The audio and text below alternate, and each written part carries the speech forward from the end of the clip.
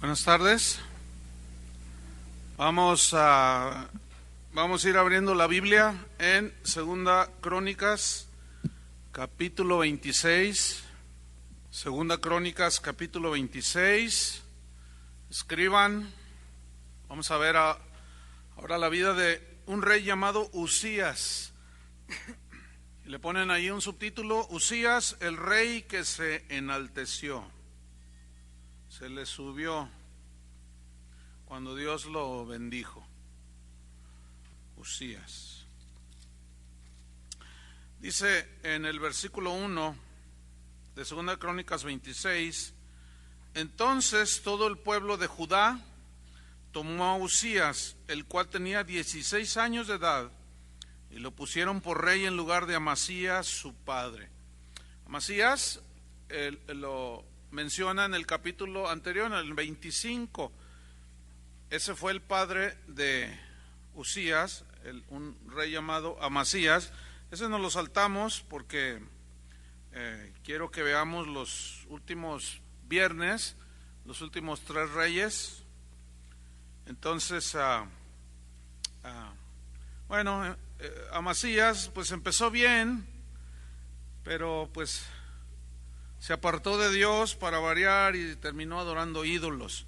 Entonces se muere sin la bendición de Dios. Dios le mandó juicio. Entonces él tenía un hijo llamado Uzías. Entonces él tomó su lugar y dice en el versículo 2: Uzías edificó a Elot y la restituyó a Judá después que el rey Amasías durmió con sus padres. De 16 años era Uzías cuando comenzó a reinar, y 52 años reinó en Jerusalén. El nombre de su madre fue Jecolías de Jerusalén.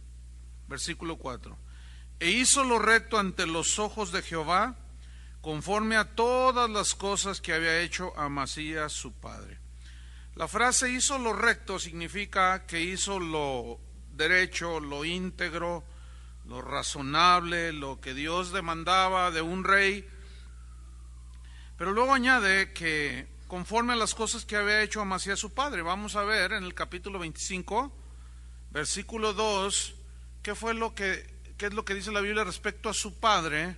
Dice que Amasías, 2 Crónicas 25, 2, hizo lo recto ante los ojos de Jehová, aunque no de perfecto corazón. ¿Qué significa? Que hizo cosas rectas, pero no era sincero. Pregunta: ¿se pueden hacer cosas rectas, pero sin entregar el corazón? ¿Se pueden hacer cosas rectas de una manera sin ser sincero delante de Dios? ¿Poniendo una fachada? Sí, y así fue Amasías su padre. Puso una fachada solamente por fuera, pero él tenía otras intenciones, ¿sí? Por ejemplo, en Lucas 18 habla de aquel fariseo y aquel publicano que oraba, ¿se acuerdan?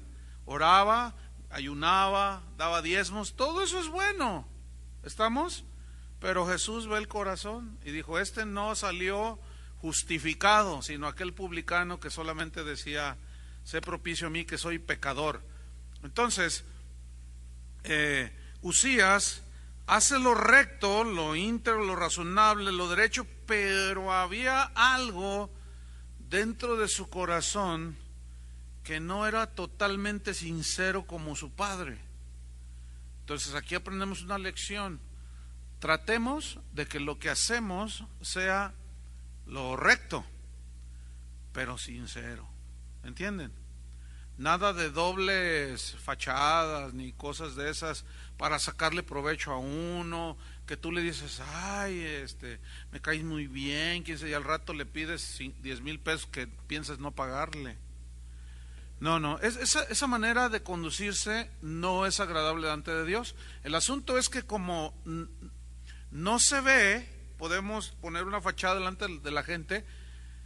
Es muy fácil que nuestro corazón nos engañe. Sin embargo, no se nos olvide que Dios ve ¿qué? El corazón, ¿sí? Entonces dice pues que eso hizo Uzías, versículo 4. Y bueno, empezó bien. Versículo 5: y persistió en buscar a Dios en los días de Zacarías. Persistió en buscar. Recordemos que aquí buscar a Dios viene una palabra hebrea que significa recurrir con frecuencia, frecuentar a Dios. Entonces, él empezó bien. Y este es el típico cristiano, ¿verdad? Que empieza bien, o el típico ministro que empieza bien en su ministerio, sirviendo a Dios, busca a Dios y se esfuerza en la gracia, etcétera. Pero al paso del tiempo, acuérdense que es muy fácil empezar, terminar es lo difícil.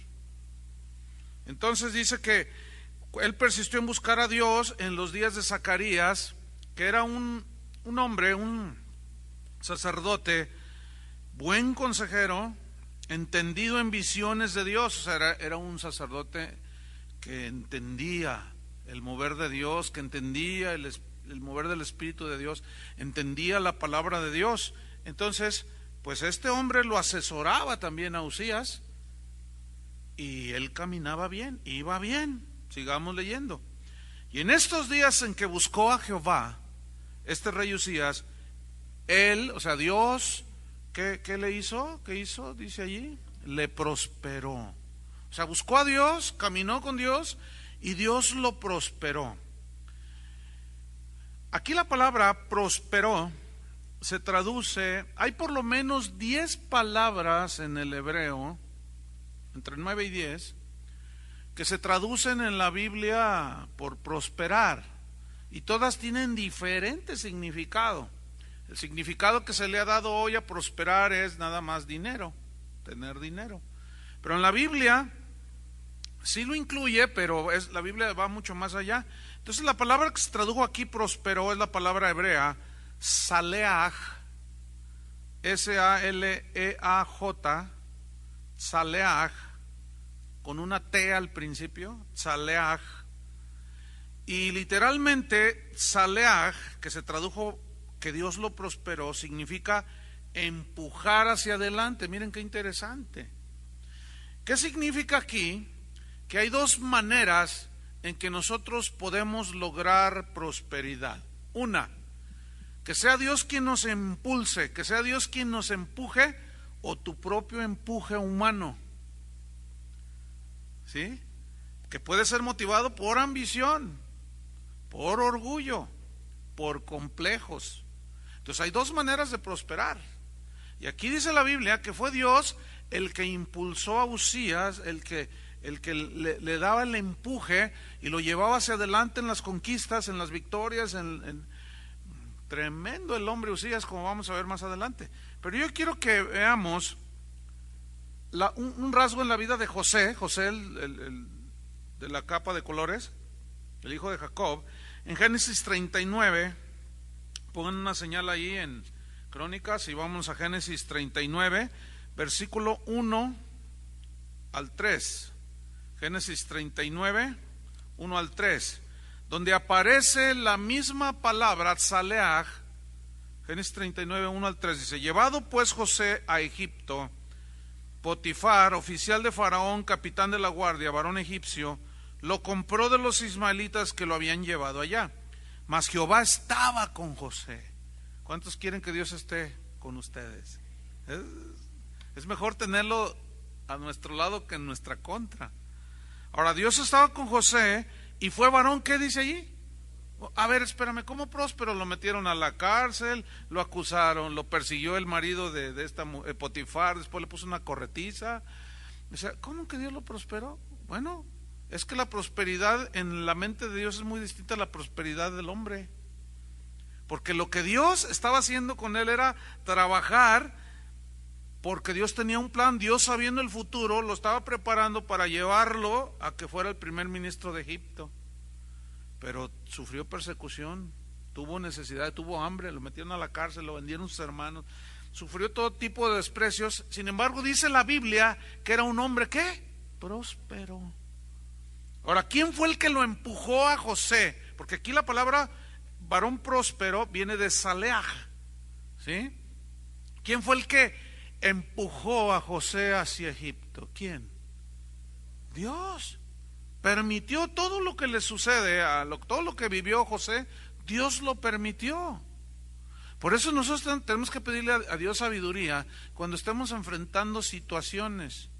Porque es muy posible que si tú caminas en obediencia, caminas en lo recto con Dios, Dios te esté empujando, pero en ese empujarte para llevarte a situaciones donde tú vas a bendecir gente, donde vas a hacer bendición, es muy posible que pasemos situaciones como las de José.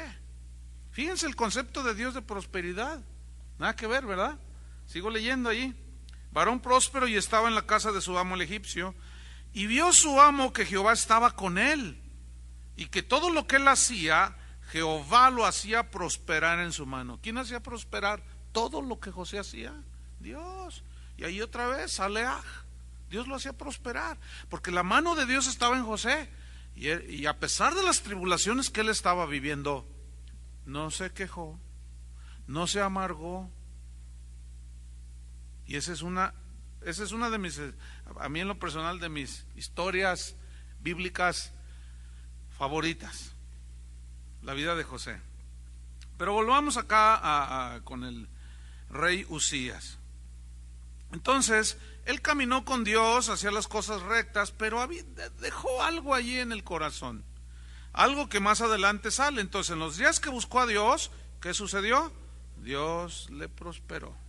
Ahora, tú puedes prosperar por tu propio empuje humano. Por eso la Biblia dice, fíjate, la Biblia no está peleada con que tú seas alguien que hace cosas interesantes en el mundo. Por ejemplo, Santiago dice todos aquellos que dicen mañana iremos a tal ciudad y comerciaremos y ganaremos.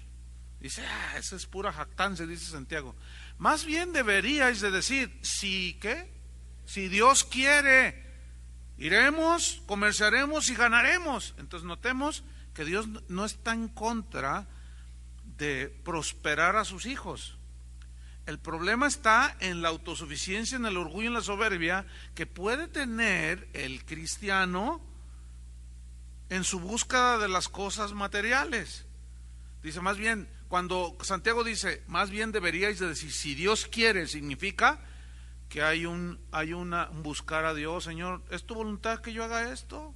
¿Es tu voluntad que haga este negocio? A veces Dios te va a decir, no, pero es muy jugoso el negocio, Señor, y te doy tu diezmo. Y Dios te dice, no te involucres con ese.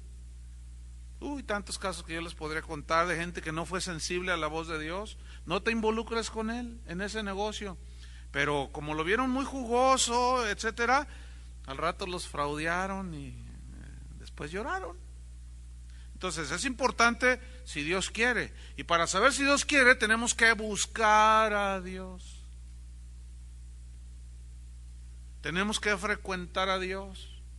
Que sea Él el que nos impulsa, hermanos. El que nos lleva a donde Él quiera llevarnos. Entonces, prospera Uzías. Versículo 6. Y salió y peleó contra los filisteos. Y rompió el muro de Gad y el muro de Jabnia y el muro de Asdod, y edificó ciudades en Asdod. Fíjate, edificó ciudades, o sea, no hizo una casita, hizo ciudades enteras en la tierra de los filisteos. Versículo 7. Dios le dio ayuda contra los filisteos. Fíjate la prosperidad de este hombre, y contra los árabes que habitaban en Gur-Baal, y contra los amonitas. Y dieron los amonitas presentes a Uzías, o sea, lo reconocieron como alguien que no podemos contestar, Dios está con él, y hasta regalos le daban. Y se divulgó su fama hasta la frontera de Egipto, dice, porque se había hecho altamente poderoso. Escúchenme bien, siempre, aún en la prosperidad que Dios dé, siempre hay un peligro, hermanos, siempre. No sé qué situación sea más peligrosa, disciérnanla ustedes, si tener lo suficiente o estar bien prosperado. Pero saben una cosa, saben, las dos son peligrosas, porque el que no tiene siempre está codiciando, y luego el que logra tener algo por la bendición de Dios, luego se enaltece. Las dos situaciones son peligrosas, pero aquí dice que se hizo altamente poderoso. O sea, el poder centrado en un hombre es peligroso. Alguien por ahí dijo el siglo pasado que el poder corrompe. No siempre, pero casi siempre. ¿Sí? Mira, nada más dale a alguien que apenas sabe escribir, ponlo de policía, ponle una placa, dale una pistola y adiós. Se siente Juan sin miedo. Y se vuelven bien prepotentes, ¿se han fijado en eso? Pero también ve a alguien que empezó de la nada, empieza a prosperar, tiene una fábrica, dos, y al rato, una soberbia impresionante. Vean a un ministro que empezó de la nada y Dios lo empezó a empujar, lo empezó a bendecir, lo empezó a prosperar, tiene 300 personas en su iglesia, 400, 500, y ya se siente la última Coca-Cola del desierto, o la última Alka-Seltzer después de cenar muchos tacos. Porque el corazón es traicionero, hermanos. Cuiden su corazón. ¿Cuántos dicen así es? Hay que cuidar el corazón. Cuando veas que Dios te empieza a usar, cuando veas que empieza a crecer el asunto, que no se enaltezca tu corazón. El poder, hermanos, el poder que Dios nos ha dado, hay un poder que Dios ha puesto en nuestras manos. Dice la Biblia que el Evangelio es el poder de Dios para salvación. Pero noten cómo hay ministros que usan el poder de Dios para ellos beneficiarse. De esto se ha tocado mucho el punto. Utilizan el poder de Dios para saltar a la fama ellos, usando de una manera espectacular y a manera de show los milagros y todas esas cosas. Entonces los corrompe el mismo poder, se hacen famosos y al rato no le quieren hablar ni hasta a nadie. Llegan en limusina y todo ese tipo de cosas. Bueno, se hizo altamente poderoso. Seguimos versículo 9. Edificó también Uzías torres en Jerusalén, junto a la puerta del ángulo y junto a las puertas del valle, junto a las esquinas, y las fortificó. Asimismo edificó torres en el desierto y abrió muchas cisternas. Fíjate el sistema de riego que implementó, porque tuvo muchos ganados, así en la Céfela como en Las Vegas, y viñas y labranzas, así en los montes como en los llanos fértiles, porque era amigo de la agricultura. El hombre diseñó un sistema de riego que para ese tiempo era impresionante. No había otro sistema de riego como el que este hombre había diseñado, porque le gustaba la agricultura. Y todo por el empuje de Dios, fíjate. Versículo 11. Tuvo también Uzías un ejército de guerreros, los cuales salían a la guerra en divisiones, de acuerdo con la lista hecha por mano de Jehiel escriba, y de Maasías gobernador, y de Ananías uno de los jefes del rey. Todo el número de los jefes de familia, valientes y esforzados, era 2,600. Y bajo la mano de estos estaba el ejército de guerra de 307,500 guerreros. Ese sí que era un ejército bien entrenado, bien alimentado, bien dirigido. Era poderosísimo este hombre. Guerreros poderosos y fuertes para ayudar al rey contra los enemigos. Y Uzías preparó para todo el ejército escudos. Fíjense cómo los armó, escudos, lanzas, yelmos, corceletes, arcos y hondas para tirar piedras. Fíjense el versículo 15. E hizo en Jerusalén máquinas inventadas por ingenieros para que estuviesen en las torres y en los baluartes, para arrojar saetas o flechas y grandes piedras. ¿Saben que, este Uzías existió 800 años antes de Cristo? Y la arqueología, no solo bíblica, sino secular, o sea, la arqueología en general, atestigua que fue en esta época cuando aparecieron este tipo de armas. ¿Las han visto en las películas? Esas catapultas que aventaban unas rocas impresionantes. ¿Quién las inventó? Este rey. Increíble, ¿no? Realmente era notable la gloria y esplendor que logró tener, o Dios le dio, deslumbró a todo el mundo. Tremendo hombre. O sea, tenía una sabiduría, pero aparte de eso, a su alrededor tenía gente muy ingeniosa, ingenieros, dice, que fabricaron armas. No, ¿quién se les ponía enfrente? Impresionante este hombre. Seguimos leyendo. Y su fama, estoy en el 15, se extendió lejos, hasta los confines. Su fama llegó hasta lo más recóndito de la tierra. No, hay un rey, que Dios está con él. Tremendo el hombre, porque fue ayudado maravillosamente. Qué frase, ¿eh?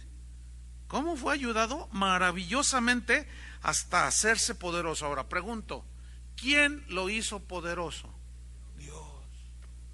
Dios. Acuérdense que Dios es el que pone y el que quita, el que da y el que te retiene. Y el que da, y si sales con tus rollos, dices, ¿sabes qué? Presta para acá, porque no. Pareces niño con juguete nuevo. Entonces, dice, se hizo altamente poderoso. Versículo 16. Aquí viene el pero. Mas cuando ya era fuerte, su corazón se enalteció para su ruina. Wow, qué lección, hermanos.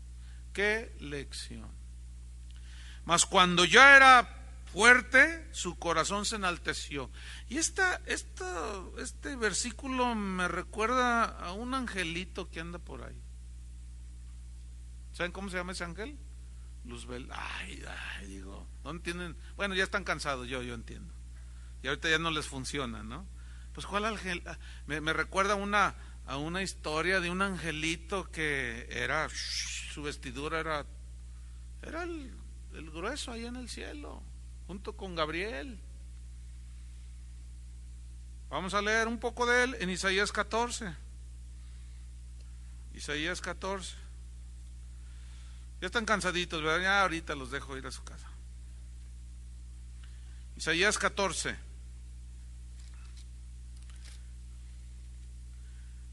Versículo número 12. ¿Cómo caíste del cielo, oh lucero, hijo de la mañana?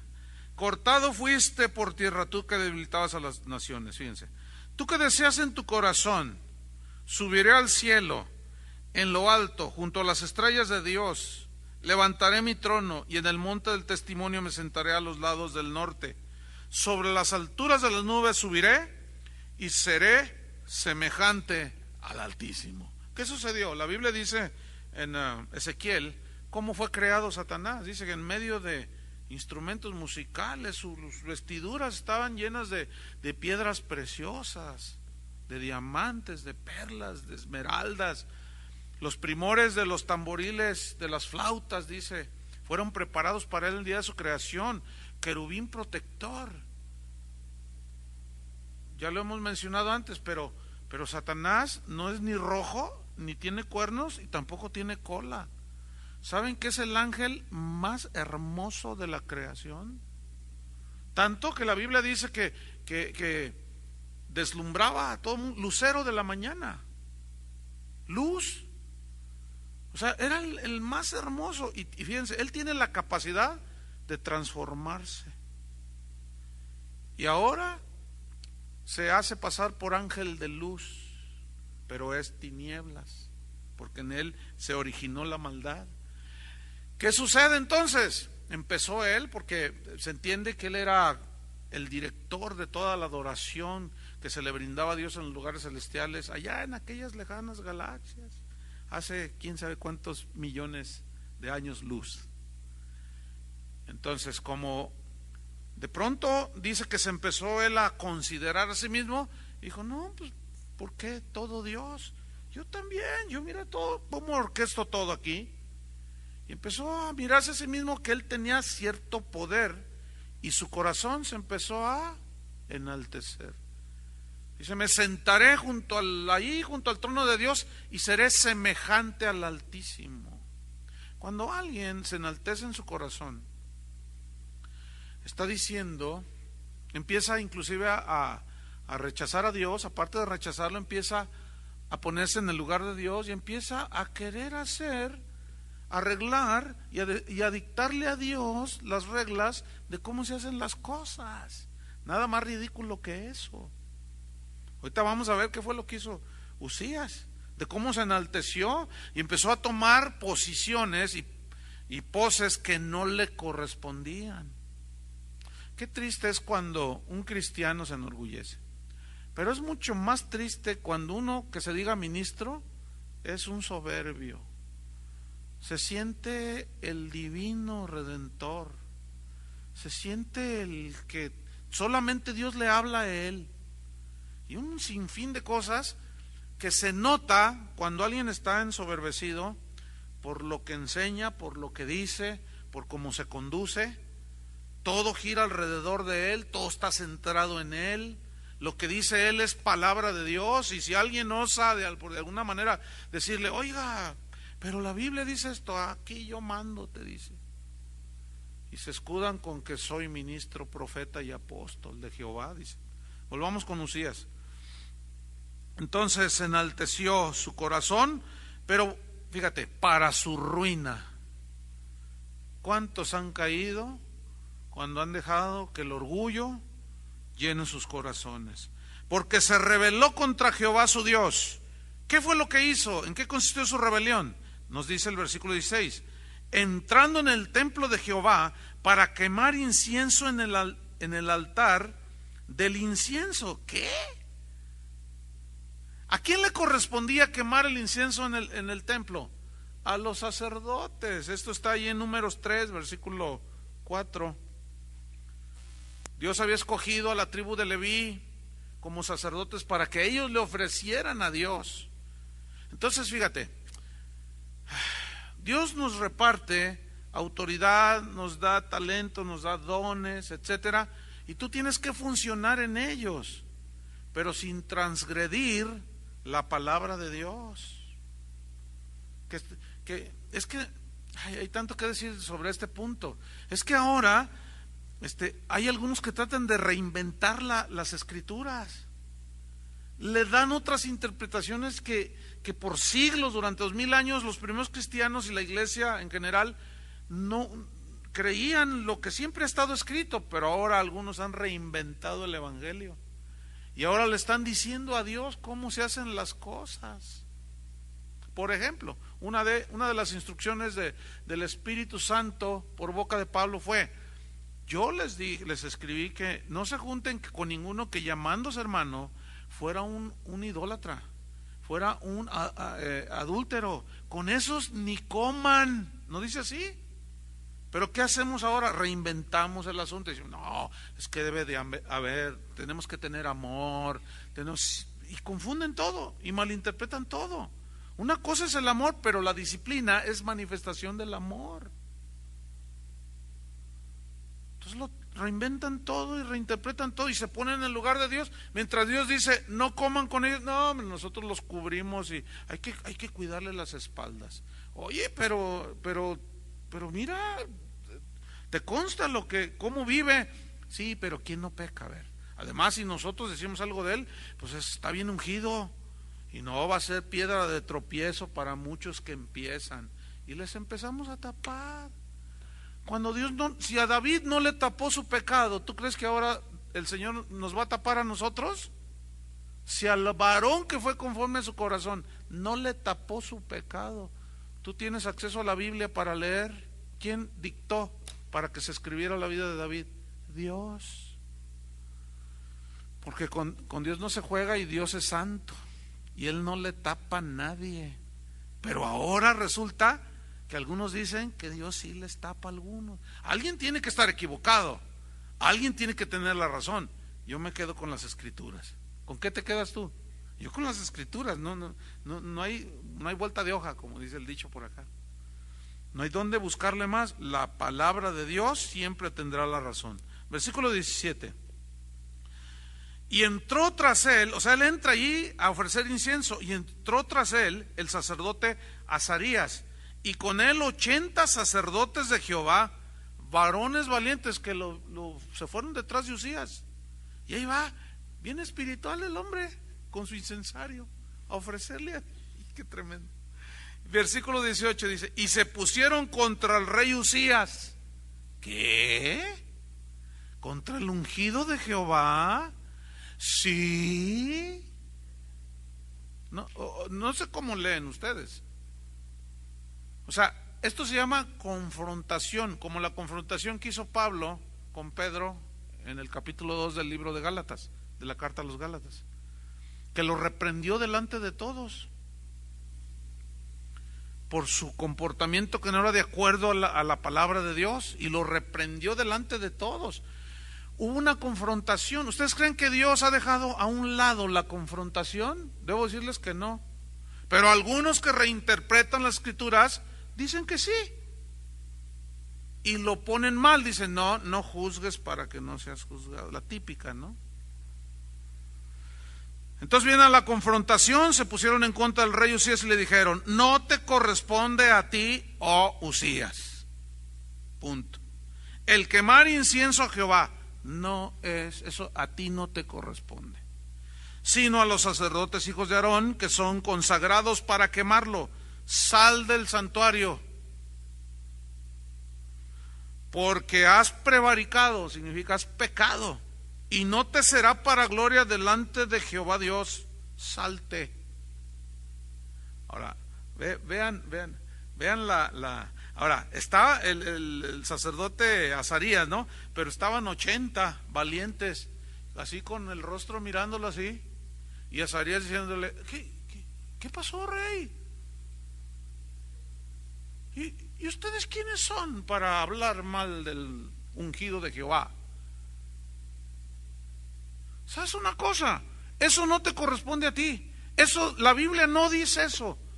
Tú no eres el escogido para hacer este trabajo. Así es que, por favor, salte. Y los otros 80 así, go. Vámonos. Entonces imagínate el poderosísimo, orgullosísimo ingeniero, guerrero, rico, hacendado, hasta ingeniero agrónomo era el tipo, y le dan una orden, salte. Pues ¿qué se creían esos sacerdotes? Nada, simplemente estaban cumpliendo su tarea y defendiendo lo que Dios les había dado a ellos, celosos en guardar la palabra de Dios. Salte, le dijeron. Hoy haces una cosa así, reprendes a alguien y se te echa todo el mundo encima, porque no hay entendimiento, no hay conocimiento. Este principio no ha pasado. Tiene que haber confrontación, hermanos. Versículo 19. Entonces Usías, fíjense lo que sucede, teniendo en la mano un incensario para ofrecer incienso, se llenó de ira. El típico, ¿no? No sabes con quién te metiste. ¿Sabes quién soy yo? ¿Sabes quién soy yo? ¿Los han oído? No, ya hay hasta mujeres prepotentes. ¿No sabe usted con quién se está metiendo? Con la bruja escaldufa.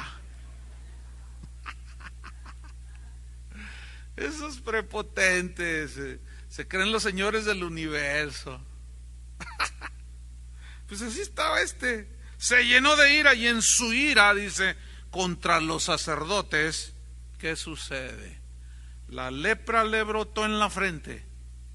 La lepra es símbolo de juicio y símbolo de pecado. Había pecado, en la frente le brotó. ¡Fua! Ahora, ¿quién se la puso ahí? Se la puso en la frente para que todos la vieran. Delante de los sacerdotes en la casa de Jehová, junto al altar del incienso. Y le miró el sumo sacerdote Azarías y todos los sacerdotes, y aquí la lepra estaba en su frente. Y le hicieron salir apresuradamente de aquel lugar. Ahora, le hicieron salir, aquí la idea es, menos estás leproso, menos en la presencia de Dios, porque acuérdense que al leproso lo tenían que echar fuera de la ciudad. Había ciudades afuera de refugio, le llamaban, donde los leprosos, en ese tiempo la lepra era incurable. Entonces, con mayor razón, y habla de, es muy posible que hasta lo empujaron, salte, menos así. Entonces imagínate el orgullo del gran poderoso. Ya había ganado hasta Grammys. No, es que era famosísimo el hombre. Se había hecho poderoso y rico, ingenioso, todo. Y con todos sus premios, te me sales de aquí. Y que lo corren, lo sacaron. Y no es una escena así muy, por favor, rey, te me sale. No, órale. Qué tremendo. Entonces lo sacan apresuradamente de aquel lugar y él también se dio prisa a salir. O sea, todo su orgullo, todo quedó pisoteado allí. ¿Por quién? Por Dios. ¿Quién lo humilló? Dios. Porque el que se enaltece será humillado. Esas son cosas que Dios no pasa por alto absolutamente nada, hermanos. Entonces él ya había pisoteado todo su orgullo, pisoteada toda su fama, su gloria y sus ingenierías y cuanta cosa, sus premios y todo, y salió porque ¿Jehová qué? ¿Quién lo hirió? Dios lo hirió. Ahora, aquí la palabra herir, lo había herido, en el hebreo significa poner la mano encima. Pregunta, ¿quién le puso la mano encima? Pero ¿qué dicen los que reinventan la Biblia? No, Dios no castiga. Él ama. Ay, ¿a poco tú a tu hijo no le das lo que te pide? Y empiezan a razonar. ¿Sí? No, Dios no castiga. Dios no castiga. Dios disciplina. ¿Y qué es? Y azota a todo el que recibe por hijo, ¿no dice Hebreos 13? 12, 11, 10, 5, 4, 3, 2, 1. Toda la Biblia dice que Dios es el que disciplina. Ahora, ¿quién le puso la mano aquí? Dios. Pero ¿qué decimos ahora? Si subiéramos, esta historia la trasladamos al siglo XXI, aquí ahorita, y le brota la lepra al orgulloso y lo primero, ya me imagino, luego sale el de la superfe. No aceptes eso, recházala. Confiesa que eres sano. En lugar de ver la razón por qué está así. Vamos a una cadena de oración. No está mal orar, pero también hay que ver qué onda.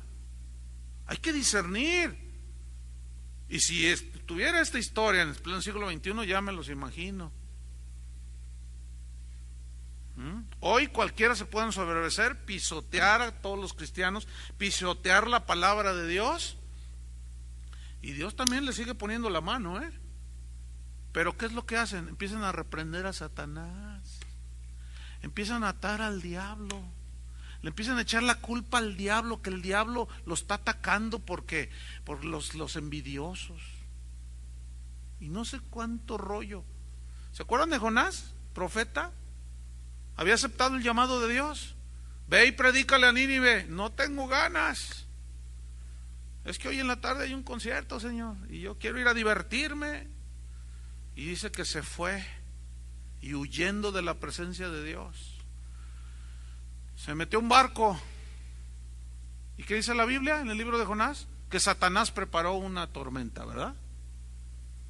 Dice claramente que Dios preparó una tormenta, que el barquito se sea para todos lados, y después lo echan al mar y Dios tenía preparado un gran pez. ¿Quién fue el que hizo todo? Dios. Hermanos, escuchen, Satanás no gobierna en nuestras vidas, el que gobierna es Dios. En los del mundo sí, Satanás los hace como quiera, nosotros no, aunque a veces Dios le da permiso para zarandearnos un poquito. Pero eso no significa que el diablo tiene control ni dominio sobre nosotros, para nada. Pero cuando Dios pone la mano, duele. Una vez, hace años, le dije a un hombre que le golpeaba a su esposa, la golpeaba físicamente, con las manos que levantaba cuando venía aquí a alabar a Dios, le ponía unas hurribandas a la señora. Entonces yo había tratado el asunto y bueno, después de la tercera o cuarta golpiza que le puso, pues yo la vi así toda mal, ¿verdad? Y luego, ¿qué te pasó? Me caí, la típica, ¿no? me caí. Le dije, no, a mí no me vas a engañar. Te volvió a golpear, ¿verdad? No, bueno, yo le tengo paciencia. O sea, todavía la señora bien buena onda, ¿no? Entonces que me lo encuentro ahí en un pasillo y le digo, oye, ven para acá, le digo, ¿sabes una cosa? Dios tiene la mano más pesada. Vuélvele a pegar a tu esposa y Dios la tiene más pesada. ¿Y por qué me dice eso? Tú bien sabes por qué. No, y esta bronca me echó, pues tú y yo nos damos un tiro, que no sé qué. Hombre, le dije, olvídalo, le dije. Pero Dios te va a poner la mano. Si yo hago lo que quiera de mi familia, pues haz lo que quieras con tu familia. Pregúntame dónde está y cómo está. ¿Alguien quiere preguntarme? Está 3 metros bajo tierra. Ay, hasta le hice la...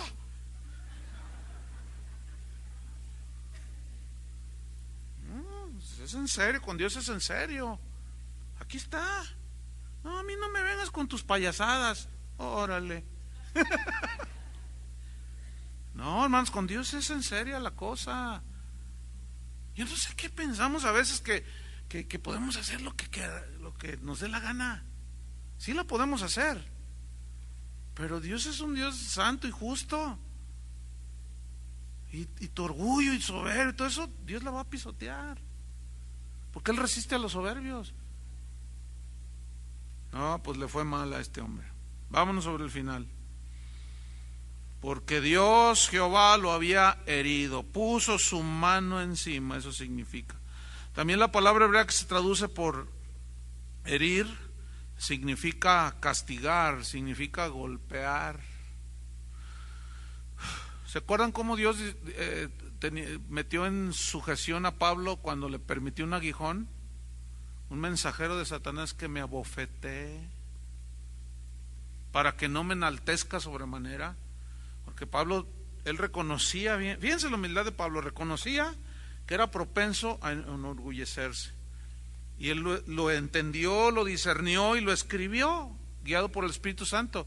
Cuando él tuvo esa experiencia que fue al tercer cielo, y escribió, y para que la grandeza de las revelaciones no me exaltasen sobremanera, me fue dado un aguijón, un mensajero de Satanás que me abofeté. En ese caso Dios permitió, fíjate, que un mensajero de Satanás le pusieron a su ribanda, pero él entendió, y he rogado al Señor que me lo quite, porque me duele. Y Dios estaba pisoteando su orgullo y su propensión a la soberbia. Y Dios me ha dicho, no, una vez, 2, no, 3, no, bástate mi gracia. Y humildemente, Señor, me basta tu gracia. Qué tremendo, ¿no? Hay de hombres, hay de siervos de Dios a siervos de Dios, ¿eh? Entonces, Dios le puso la mano y lo hirió. Versículo 21, vámonos sobre el final. Así el rey Usías fue leproso hasta el día de su muerte. ¿Se acuerdan cómo dice el versículo 16 que se enalteció su corazón para su ruina? Fíjense cómo terminó, ¿eh? Todo el esplendor y gloria que él había logrado, en un momento se vino abajo. Qué tremendo, ¿no?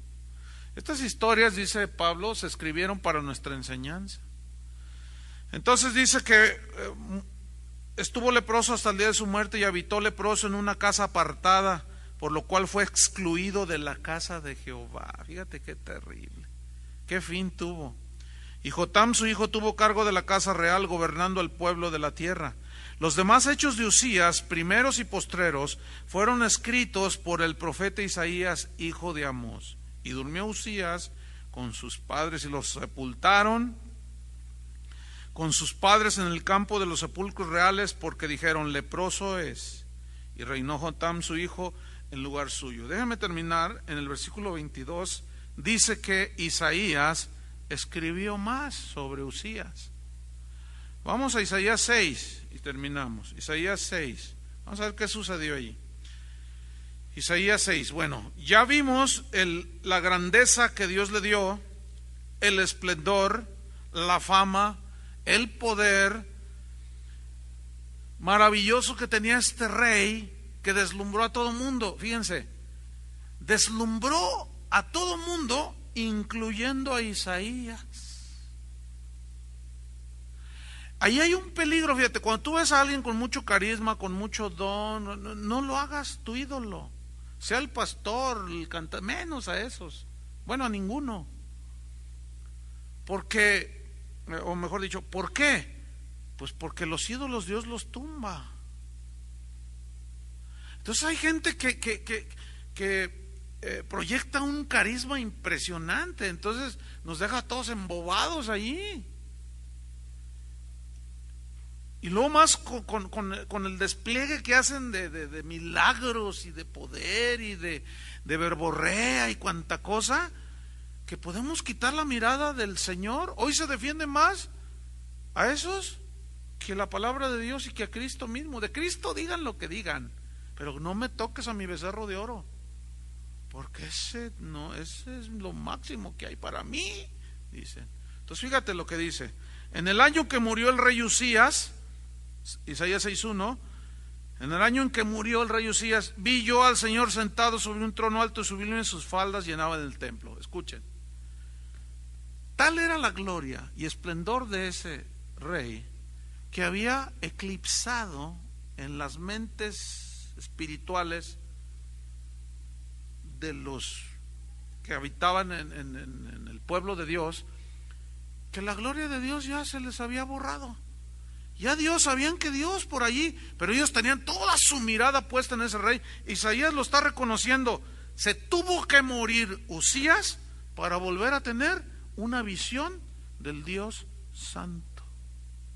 ¿Qué tuvo que hacer Dios? Quitarlo del escenario, para que la gente no se torciera, para que la gente volviera de nuevo sus ojos a Dios. Cuando murió el rey Usías, vi yo al Señor sentado sobre un trono alto y sublime, sus faldas llenaban el templo. Fíjate qué visión tuvo. Por encima de él había serafines, cada uno tenía 6 alas, con 2 cubrían sus rostros y con 2 cubrían sus pies y con 2 volaban. Y el uno al otro daba voces diciendo: Santo, santo, santo, Jehová de los ejércitos. Toda la tierra está llena de su gloria. Y los quiciales de las puertas se estremecieron con la voz del que clamaba, y la casa se llenó de humo. Entonces dije: ay de mí que soy muerto, porque siendo hombre inmundo de labios y habitando en medio de pueblo que tiene labios inmundos, han visto mis ojos al Rey Jehová de los ejércitos. Mira, cuando verdaderamente, escuchen bien esto, cuando verdaderamente está la presencia de Dios, no la emoción por oír un buen show, una buena verborrea en una predicación. Cuando verdaderamente está Dios allí, en el ministro, en aquel lugar donde se está ministrando a Dios, escúchenme bien, hay convicción de pecado, hay confrontación de pecado. Cuando no está, queda en pura emoción. ¡Ay, qué lindo, nos divertimos! ¡Aleluya! Pero siguen igual con sus vidas dobles, en una vida de pecado. Dice: ¡ay de mí! Muchos dicen: estuvo tremenda la presencia de Dios, y sentía re bonito, casi volaba. No, hombre, si hubiera sido la presencia de Dios, ¿saben qué es lo único que podemos decir cuando es la verdadera presencia de Dios? ¡ay de mí! ¡ay de nosotros! Ven, la gente confunde, no sabe discernir la presencia de Dios. Cuando Jesús caminaba y lo miraban todos, hasta los demonios: ¿qué tienes contra nosotros, Jesús Nazareno? Cuando Jesús está y su evangelio está, la gente no está a gusto. No está a gusto. Contenta tampoco, porque el Señor redarguye todo. Pero la iglesia de hoy está tristemente como en los tiempos de Isaías. Tiene su mirada puesta en los poderosos magnates religiosos metidos en el evangelio, que te dicen: aquí está Dios, porque hay un montón de luces y cámaras de humo y 20,000 personas, y dicen: Dios nos visitó, avivamiento, dicen, y salen, golpean a sus esposas, tienen 2 mujeres, son fraudulentos, son tranzas. ¿Estuvo Dios ahí? Cuando Dios verdaderamente está en un lugar, la convicción de pecado es inevitable, hermanos. Por eso, donde se predica el evangelio, cuando entra gente que quiere oír lo que le gusta, Ay, no, aquí, a mí no me gusta porque siempre te están diciendo que eres pecador, ay, a mí no me gusta. Pues claro, no les gusta. Porque la palabra de Dios es como un espejo en el cual te miras así. Predica el evangelio y vas a ver. Los estás parando ante un espejo, y también tú, todos. Y nos vemos tal y como somos. Ay de mí, soy un hombre, ¿cómo he visto a Dios? Si soy un hombre tan pecador, tan débil, no soy nada. Sin embargo, vi al Señor. Y dice que vio que los ángeles decían: santo, santo, santo. ¿Por qué no decían misericordioso, misericordioso, misericordioso? ¿Por qué no decían paciente, paciente, paciente? Justo, justo, justo. ¿Por qué? ¿Por qué dice Isaías que decían santo, santo, santo? Y luego él se dio cuenta que era un terrible pecador. ¿Por qué mencionó la santidad de Dios? Porque sin santidad nadie verá al Señor. Qué historia, ¿no? Cuando murió el rey Usías. No nos dejemos de alumbrar, hermanos, por nadie. Nunca quitemos nuestros ojos del Dios vivo, del Dios verdadero. Nunca quitemos nuestro enfoque de las Escrituras.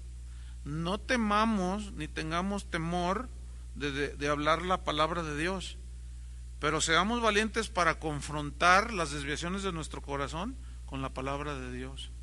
Si nos humillamos, Dios nos enaltece. Si nos enaltecemos, Dios nos va a humillar.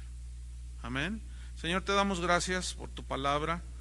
Gracias porque estos pasajes bíblicos nos enseñan y nos hablan de que hay un Dios santo que no tolera la maldad ni el pecado, que conoce los más íntimos pensamientos, las intenciones del corazón, que conoce hasta lo profundo.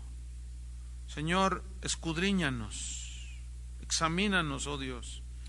Ve si hay en nosotros camino de perversidad y apártanos, Señor, límpianos, purifícanos. Y que cuando tu poder se manifieste, la autoridad que nos has dado, y podamos ver que tú nos empujas, nos impulsas y nos bendices, nos prosperas, que nuestro corazón permanezca con los pies en la tierra. Humilde, reconociendo siempre nuestra verdadera condición, reconociendo nuestra fragilidad, que nunca nos sintamos los indispensables, ni los señores de esta ciudad o de este país o del mundo. El Señor eres tú, el Santo eres tú. Nosotros solamente somos pecadores redimidos por la sangre de Cristo, limpiados con la preciosa sangre del Cordero de Dios. Señor, que nunca se nos olvide que todo el mérito es para ti, porque lo que has hecho con nosotros nadie lo pudo hacer, y lo que somos hoy lo somos por la gracia tuya. En el nombre de Jesús te lo agradecemos, Señor. Amén. Gracias, hermanos.